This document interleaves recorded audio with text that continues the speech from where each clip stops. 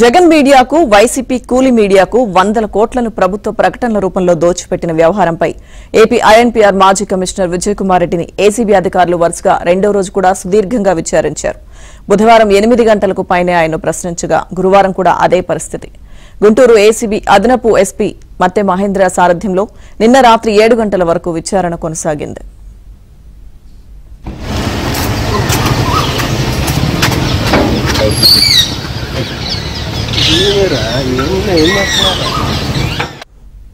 $839 కోట్ల ప్రజాధనం దుర్వినియోగం వ్యవహారంలో పలు ప్రశ్నలకు దాటవేత ధోరణిలోనే విజయ్ కుమార్ రెడ్డి జవాబులిచ్చినట్లు సమాచారం.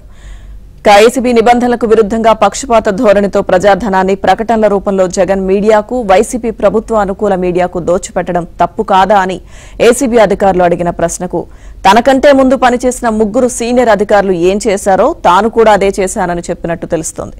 2014 నుంచి వారు ఎలా చేస్తే తాను అలాగే చేశానని, వారిది తప్పైతే తనది కూడా తప్పేనని, అసలు అలా చేయడం తప్పని నాకు తెలియదని విజయ్ కుమార్ చెప్పడంతో ఏసీబీ అధికారులు విస్మయానికి గురయ్యారు.